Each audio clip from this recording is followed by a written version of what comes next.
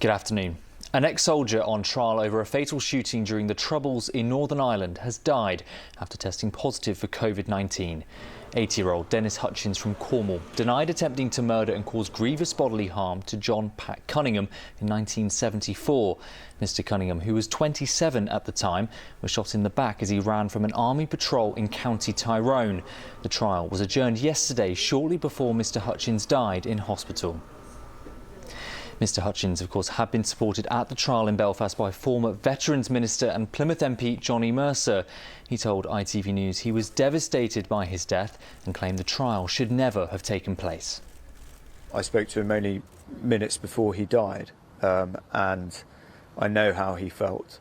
And I think it's a day of real shame for the UK government that whilst they care, they just don't care quite enough to do anything for people like Dennis.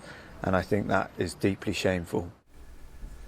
The Northern Irish Public Prosecution Service offered its condolences to Mr Hutchins' family and said in response to arguments against the trial taking place that where a charge is as serious as attempted murder, it will generally be in the public interest to prosecute. Next, this lunchtime, landmark legal action against the government's handling of the pandemic has started at London's High Court. The case has been brought by Dr Kathy Gardner from Sidmouth, whose father Michael died in a care home in April 2020. The Department of Health says it has done everything it can to protect care homes, but Dr Gardner claims the government unlawfully failed to keep residents like her dad safe from infection. What struck me at the time from the discharge policy was that it focused entirely on the well-being of those patients being discharged from hospital, with absolutely no regard apparently having been given to the welfare of the residents living in the homes. And Somerset is welcoming its first Afghan refugee families to the county after thousands fled their home country in the summer.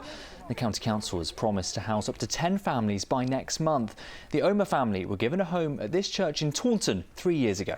Nervous about how people will look at me, and people always they were exciting about knowing me. OK, that's your lunchtime news. Let's get a check on the weather. Here's Charlie with all the details.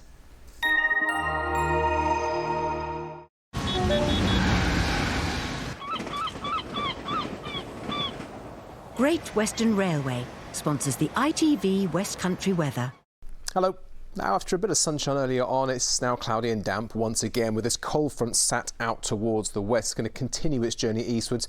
It is windy and mild out there as well, but at least that rain won't last too long. It should easily be out the way before midnight, leaving us with some dry weather for a time tonight, but some hefty thundery showers are going to start to work their way in by dawn, with a warning in place from the Met Office.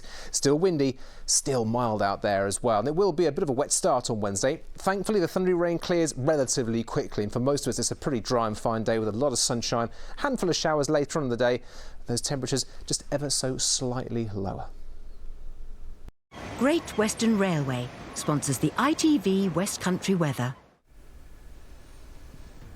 OK, thank you very much, Charlie. That's it from us this lunchtime. There's plenty more news from the region on the website, and we're back this evening at 6. Join us then. Bye-bye.